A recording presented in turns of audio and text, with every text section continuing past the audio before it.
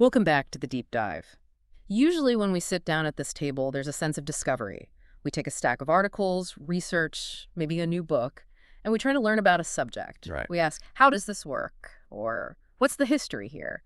But today, well, looking at the material we've compiled from our previous breakdowns, the feeling in the room is different. It is different. Yeah. Very different. Yeah. Because today, we aren't learning about a subject in the traditional sense. Yeah. We aren't here to debate a policy or explore a scientific breakthrough. Right. We are here to dismantle a machine. A psychological machine. That's exactly the phrase I was thinking of. Correct. We are stepping back from the daily noise. You know, the headlines, the troop movements, the maps with the red arrows. We're looking exclusively at the machinery of influence. Specifically, we're analyzing how Western audiences, people who might be your neighbors, your friends, people who have perhaps lost trust in their own institutions, are being systematically conditioned. Groomed. That's the word that kept coming up in my notes as I reviewed our past analyses of Joseph Rose, Dmitry Orlov, Andrei Martinov, and that whole ecosystem. It feels like grooming. That is the clinically correct term for what we are observing. We are looking at a specific ecosystem of content creators and observing how they groom their audience to accept barbarism. And the most dangerous part, which we've touched on before, is how they do it. Exactly. They don't do it by screaming. They don't do it with swastikas or overt hate speech. They do it with calm voices, high-definition cameras, and relatable anecdotes. So before we peel back the layers of this onion, we have to set the ground rules, and these are strict. Based on the extensive breakdowns we've done over the last few months, we have established a baseline of reality. This is not a debate. No, absolutely not. We are not weighing viewpoints today. We are applying what we call the language rule. You won't hear us use the word conflict today. Because conflict implies a dispute between two parties who share some kind of responsibility. What we are analyzing is unprovoked Russian aggression against Ukraine. That is the baseline. And from that baseline, we will not use the framing of both sides. There are no both sides here. We are looking at an aggressor and a victim. But more importantly, our mission today is to look at the psychological tools used to obscure that clear, stark reality. Our objective is surgical. We want to expose the language, the euphemisms, and the moral shortcuts these speakers use. We want to show you, the listener, how they take someone who is disillusioned with the West, maybe they're tired of the economy or the culture wars, and slowly, methodically alter their moral baseline. Until that listener is nodding along to the justification of sadism. It's about exposing the grooming process. It isn't just misinformation. Misinformation is getting a fact wrong. Right, a date or a number. Yeah. This is a rewiring of the ethical circuit breaker in the brain. So let's unpack this mechanism. I think we need to start with the visual layer, the surface. We've touched on this concept before, but we need to see it in its full ugly light. The performance of normality. The Ted Bundy effect. It's a chilling comparison, but it fits perfectly. Explain why we're using that specific and very loaded analogy. Think about Ted Bundy. Why was he such a successful predator? It wasn't because he looked like a monster. It was because he looked like a law student. He was charming, he was educated, he was handsome. He used props, the arm sling, the cast. Exactly. He wore a cast to elicit sympathy. If he had looked like a monster, no one would have gotten into the car. The normality was the weapon. The charm was the camouflage. And we see this weaponized normalcy in the content of Joseph Rose, the host of that Expat American channel. We spent hours analyzing his vlogs for our previous reports. He isn't sitting in a bunker screaming. No, he's a dad. He's a dad, and that is the hook. That is the entire entry point. In our breakdown of his content, we observed a very specific, almost rhythmic editing technique. He stitches together scenes of domestic warmth with the denial of war crimes. Can you give us a specific example we isolated? The most glaring one was the footage of his son, Maxim's birthday party. You see the cake, you see the candles, you see him giving the kid a Lego jet fighter. It's sweet, it's relatable, it triggers your mirror neurons. You think, I remember my son's 5th birthday, or I remember my own. And then in the very next breath, sometimes it feels like it's stitched right alongside that birthday footage. He is defending a drone strike on a Ukrainian city. Yes. Think about what that does to the viewer's brain. It creates a cognitive shortcut. The logic goes, he is a loving father, he loves his son, he buys him Legos, therefore he cannot be a monster. And if he can't be a monster... Then his support for this military action must be rational. It must be based on some hidden information, something they aren't telling me. It must be based on something I just don't understand yet. It's camouflage. The birthday cake is the camouflage. It is more than camouflage. It is a shield. It uses your own empathy against you. You project your feelings about fatherhood onto him, and that projection protects him while he delivers the poison. It's a brilliant and deeply cynical tactic. We saw this with his guests, too. It's not just the domestic life, it's the pop culture references. We looked at his interview with Dmitry Zolotarev, the so-called Siberian journalist. That was a fascinating example of what we call bridge building. I mean, it was almost a masterclass in it. They spent a significant amount of time, nearly 20 minutes, of a war-focused discussion talking about American pop culture. Superman, of all things. Superman. They debated who was the best Clark Kent Dean Cain from Lois and Clark or Tom Welling from Smallville. Zoltarev then talks about his love for Don Johnson and the TV show Nash Bridges. He even named his channel The Daily Planet. Which is a brilliant, if utterly cynical move. By anchoring themselves in this shared Western nostalgia, Smallville, Lois and Clark, 80s rock music, they are sending a very specific coded signal to the disillusioned Western listener. What's the signal? The signal is, I am just like you. We share the same cultural DNA. I like the same shows. I get the same jokes. I'm not the scary other the media tells you about. So the implication becomes, if I like Superman and you like Superman, then maybe we agree on other things too. Maybe I'm not the bad guy. Exactly. It attempts to make the aggressor culturally compatible with the victim's audience. It's the cafe defense we saw with Cameron McGregor, another frequent guest in this ecosystem. Oh, the adventure tourist. That's what we called him. Yes. McGregor treats the war zone like a backdrop for a lifestyle vlog. He talks constantly about the nice cafes in Moscow, the clean streets, the efficiency of the subway. He makes a point of highlighting that the Russians he meets are pro-Trump. He literally says they are just like us. And the psychological goal there is to argue that because the aggressor drinks lattes, has clean subways, and likes Donald Trump, they cannot be committing atrocities. It relies on the false assumption that barbarism and civilization cannot coexist. Which is just historically illiterate. It's completely illiterate. History tells us otherwise. The Nazis had very clean streets. They loved classical music. They were very civilized in their aesthetics. The aesthetic of order was paramount. It is the aesthetic of civilization used to hide the mechanics of a mafia state. But here is where it gets really interesting, or I should say really dark. It's not just what they show, it's what they don't show. The absence as evidence. Yes, that's the core of it. This is the critical void. In all the hours of content from Rose, McGregor, Zolotarev, Orlov, all of them, they perform the aesthetics of a normal country. The clean streets, the new apartment buildings, the happy families in the park. But they never show the mechanics of the society. They never walk into a public hospital. Never. Not once. Because if they did, the illusion would shatter. They never visit a public school in some provincial town to ask about the curriculum or the new patriotic indoctrination. And most importantly, they never, ever interview a mother who lost a son in one of the meat assaults on the front line.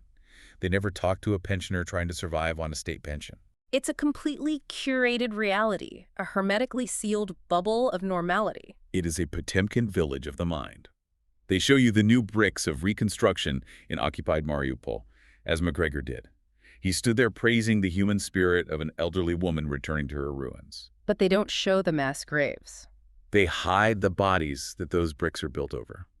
They perform normality to hide the mechanics of a state that devours its own people, let alone its neighbors. To keep that performance going, though, they need more than just images. They need a specific vocabulary. They can't use normal language because normal language would reveal the horror. This leads us to the second mechanism, language conditioning. The Dictionary of Submission. We've tracked this across all our sources. It's this militant refusal to call a spade, or, a war, a war. It starts with the term SMO, Special Military Operation. Orlov and Rose are absolutely militant about this. They refuse to call it a war. Orlov explicitly claims it's a proxy conflict or a police action. Rose corrects commenters who use the word war. Why does that matter so much to them? I mean, it's just words, right? People know it's a war. But words are the software of the brain. If you change the code, you change the output. SMO acts as a linguistic anesthetic. It numbs the moral center. War sounds criminal. War implies death, destruction, tragedy on a massive scale. It implies a choice was made to start it. Yes. But special military operation sounds bureaucratic. It sounds clinical. It sounds limited and technical, like fixing a plumbing problem. If you can get the audience to use the term SMO, you have already won a huge victory. You've gotten them to accept the aggressor's framing. It's sanitizing the blood. But then they pivot from sanitizing to straight-up dehumanization. And honestly, this was the hardest part of the source material to get through, the way Andrei Martyanov talks about human beings. It is repulsive, but we must look at it analytically. It's a critical part of the machine. Martyanov, in his discussions with Rose, repeatedly refers to the Ukrainian population, specifically the young men drafted for defense, as a Ukrainian sperm bank. He literally calls them a sperm egg. It's just unbelievable. A desperate attempt to save some remnants of the Ukrainian sperm bank. Think about what that phrase does. It reduces a human being, a son, a father, a person with dreams and fears, and a life percor, to a mere biological function. To livestock. Exactly, to livestock. It strips away the tragedy of a generation being lost to defend their homes and turns them into biological material. It's the language of an exterminator. It's not just Martyanov, though. Dmitry Orlov does it, too. In one of his essays, he used the phrase, rats in the rafters. Yes, referring to Ukrainians who need to be cleared out. This is the language of extermination. We've seen this before in history, time and time again. When you frame human beings as vermin, as rats or cockroaches, killing them doesn't feel like murder. It feels like hygiene. It feels like pest control. Yeah. It's a necessary cleaning. And Zolotarev, the nice journalist who likes Superman, he gets in on this, too. He compared Ukrainians to orcs from Tolkien. He said they used to be elves but were tortured by an ideology into becoming orcs. Which is such a convenient way to justify killing them. You don't negotiate with orcs, you don't feel pity for orcs, you eradicate them. This is the grooming process at work, step by step. First, you sanitize the event with SMO. Step 1. Then you dehumanize the victim with sperm bank and rats and orcs. Follow 2. And once the victim is no longer human, anything you do to them is permissible. It's a logical conclusion. And they want the listener to adopt this language. Orlov actually put out a how-to guide for arguing. That was a very telling moment. The title wasn't How to Understand the Region, it was How to Win. It was an instruction manual on how to bully your friends and family into silence. Or the tactics. He pushes what we call the child's trick, simply denying that Ukraine is a real country. He calls it a rump state or says it doesn't exist. Yeah. Just deny its reality. It's gaslighting on a geopolitical scale. That country you think is being invaded, it's not even there. The goal is to arm the listener with prepackaged lies so they don't have to think critically about the violence. If the country doesn't exist, then you can't really invade it, can you? You're just rearranging furniture in your own house. It removes the entire moral dimension of aggression. So we've got the fake normality, we've got the dehumanizing language. Now we have to talk about how they handle the actual violence, because they can't hide all of it. Yeah. Bombs fall, children die. How do they explain that away? This brings us to Section 3, violence without responsibility, or what we call the victim-blaming loop. This is the inversion of reality. We analyze Joseph Rose's coverage of a drone strike that hit near a kindergarten. Now, a normal human reaction to a drone striking near a kindergarten is horror. Absolute horror, or at least concern. Yeah. But Rose doesn't offer horror. He offers a conspiracy. He immediately identifies the claim, which is widely disseminated in this ecosystem, that Ukraine bombs its own children. He says they do it for propaganda points to get sympathy from the West. He claims they do it to disrupt peace plans. Specifically, timing these atrocities for when Trump and Putin might meet. Think about the level of cynicism required to believe that. You have to believe that a nation fighting for its very survival is taking time out of its day to bomb its own kindergartens just to make the invader look bad. It's insane on its face. It's morally and logically bankrupt, but it's effective. We called it the double-layer PSYOP.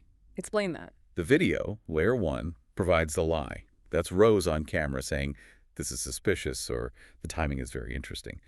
Then the comment section layer 2 provides the social proof. You scroll down and you see thousands of bots or conditioned listeners repeating, "Ukraine uses kids as shields. Ukraine is sacrificing its own. This is a false flag."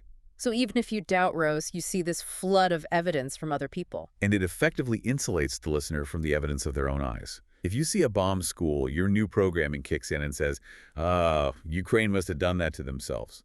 It's a closed loop of logic that requires no external facts. And when they can't blame Ukraine for the bomb, when it's just undeniable, they reframe the destruction as mercy. This was Zolotarev's argument, and it's perhaps the most perverse twist of all. He claimed that Russia advances slowly to save lives. His exact words were something like, Russia moves slowly, chooses fewer deaths. Yes. He frames the grinding, years-long destruction of cities like Mariupol and Bakhmut not as military incompetence or sadistic siege tactics, but as humanitarian restraint. He calls it collateral damage when the power grid is taken out and millions of civilians are left to freeze in winter. He says Russia never targeted common people, but then in the next sentence admits, unfortunately, common folks suffer. But he frames the slow strangulation of a country as a kindness, as mercy. It requires the listener to completely reject the evidence of the ruins. Whole cities leveled to the ground in favor of the calm voice in their ear saying, we are doing this to save them. It's the ultimate propaganda inversion. War is peace. Destruction is mercy. And underneath all of this, the mercy, the sperm banks, the Lego jets, there is a massive hole, a vacuum at the center of their entire worldview. The moral compass failure. Yes. We looked at hours and hours of this content, hours of Rose, McGregor, Orlov, Martinov. They talk endlessly about geopolitics. They talk about bond markets. They talk about drones and history and civilizational states. But there is one thing that is completely, totally missing. The demand to stop the killing. It's just not there. It doesn't exist. In all their analysis of why the West is failing or why Russia is winning or why the bond market is collapsing, not once does anyone say, this tragedy must end, the slaughter of human beings must stop. And many of these guys, they wrap themselves in the flag of faith. Rose and Zolotarev talk constantly about traditional values and the Orthodox Church being a bulwark against Western decay. It is the faith contradiction. Yeah. It's a glaring, massive hypocrisy. How can one claim faith, specifically a faith built on commandments like thou shalt not kill and the inherent value of the individual soul, while treating that commandment as optional, as a footnote to geopolitics? So this silence, it's diagnostic. It is absolutely diagnostic. The silence is not an oversight. It's not something they forgot to say. It proves that for these speakers, human life is secondary to the success of the Russian state. The state is the idol. The victory is the goal. Human beings are just fuel for that engine. And they use geopolitics as a shield against having to feel anything. Cameron McGregor is the perfect example of this. He treats the war as an intellectual puzzle. He's a tourist in other people's tragedy. He described the utter destruction of Mariupol as looking like a zombie apocalypse movie set. A movie set. He's looking at the ruins of people's homes, at the graves in the courtyards where lives were destroyed, and he's referencing a movie.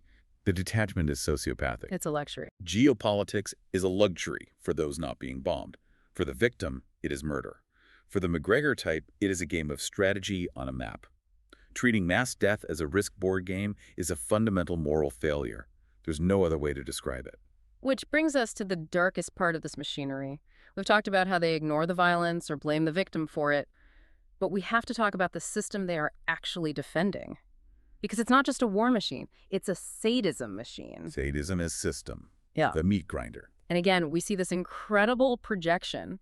Zolotarev, in that interview we analyzed, he projects Russian crimes onto Ukrainians. He tells this horrific story claiming he saw a video of Ukrainians torturing a wounded Russian soldier with drones, dropping grenades near him, waiting for him to smoke his last cigarette before killing him. The mirror rule of propaganda applies here. It's an almost infallible rule. Whatever they accuse the other side of doing is often exactly what they are doing themselves. And Zolotarev actually slips up in that same segment. I remember this. He almost says it. He almost admits it. He admits that Russians hunt down Ukrainian drone operators and treat them with their own medicine. And then he says, and I'm quoting here, I was choosing my words because a very unpleasant word was just slipping from my tongue. He stopped himself from saying they torture them. He stopped himself, but the intent was crystal clear. He was confirming the practice of torture while trying to maintain plausible deniability. And we know from our analysis of the Russian military structure, the things these Western voices studiously ignore, that this sadism is baked into the system itself. It's not an aberration. We must be explicit here because this is the reality they are covering up. We are talking about a system that uses torture pits, literal holes in the ground called zindans, against its own soldiers to enforce discipline. We're talking about nullifications. The field execution or disposal of soldiers who refuse to participate in the meat assaults. They are zeroed out. Martinov talks about the sperm bank of Ukraine, but he never ever talks about the meat grinder of Russia. The prison system that's used to recruit cannon fodder functions as a permanent house of pain. Survival is arbitrary. And the analysis here is simple, and it's grim. A system that treats its own soldiers as disposable meat as Zolotarev implies with his comments about collateral damage, will inevitably treat civilians and enemies with absolute, unrestrained sadism. It's a natural progression. And the Western voices, Rose, McGregor, Orlov, their job is to cover this pit with a rug, to talk about new bricks and nice cafes and Superman while the torture pits operate just out of frame. So this leads to the big question, why? Why do they do it? Why do Joseph Rose and these other Americans lend their faces, their voices, their Americanness to this machine? The useful idiot mechanism. Although in this case, the term might be too gentle. It implies a naivete that might not be present. So is it just ideology? Do they really believe all this? It's rarely just ideology. It's a transaction. You have to look at it as a transaction. Let's break down the transaction. What are they getting? First, there is access and protection. Living in a mafia-style system requires patronage. You serve the state narrative, and the state lets you stay. It lets you earn a living. It keeps you safe from the very system you're promoting. Promoting the narrative is the rent you pay for safety and a comfortable life. And money. Rose admits he is a relocation promoter. He's not just a commentator, he is a recruiter. He acts as a honeypot. He is actively trying to lure other disgruntled Westerners to move to Russia. He sells the fantasy, the traditional values, the cheap gas, the no-woke culture. It's a business model. But he's luring them into a trap, a system that isn't what he presents on camera. He is luring them into a system that may eventually consume them. And in this transaction, he is the disposable tool. This is the classic use, discard, replace model of authoritarian states. Explain that. Rose is useful right now because he is an American face saying Russia is good. He's a living testimonial.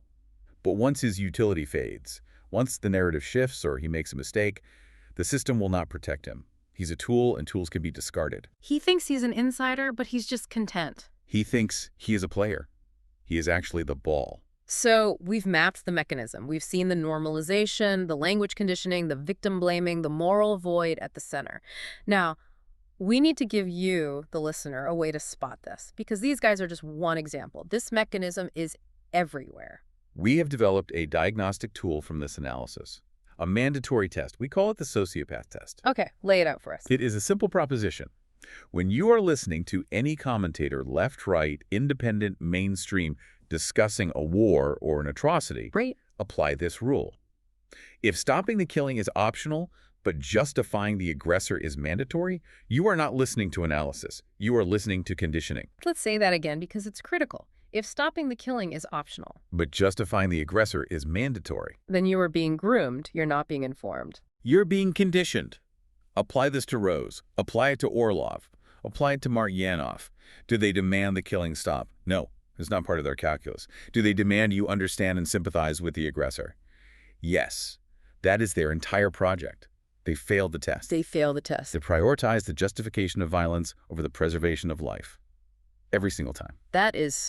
That cuts through the noise. It really does. It's a simple, powerful filter. It clears the fog immediately. So where does this leave us with Joseph Rose specifically? We've spent a lot of time analyzing him across several deep dives. This is our final analytical work on Joseph Rose. The final verdict. His patterns are fully mapped. We understand his role. He is a relocation promoter and a propagandist operating under the protection of an aggressor state. There's no ambiguity left. None. And for those listening who might still be hoping to find some nuance in his work, some sign of internal conflict, There is no point in searching for humanity, empathy, or moral struggle in his output. And that's not an insult. It's an analytical conclusion based on repeated observation. It is a waste of time. He has made his choice. He has aligned himself with the mechanism of complicity. so we shift our focus now. Yes. The project must shift from the individual, who is merely a symptom, a replaceable part, to the mechanism he represents. We have to understand the disease, not just one of its carriers. This has been heavy, I have to say, but it's necessary work. We are living in an information war, and the weapons aren't just bots and trolls. They are nice dads with birthday cakes and calm, reasonable-sounding voices. Digital resilience is the only defense. You have to be able to recognize when your own empathy is being weaponized against you. You have to recognize when a calm voice is bypassing your critical defenses. The calm voices are often so much more dangerous than the shouting ones. Because they teach you that cruelty is reasonable. They normalize the monstrous. We're going to end it there. Thank you for taking this deep dive with us. It wasn't an easy one, but we hope it gave you the tools you need to navigate this very treacherous landscape. Indeed. Stay sharp, stay curious, and don't let calm voices teach you how to accept cruelty.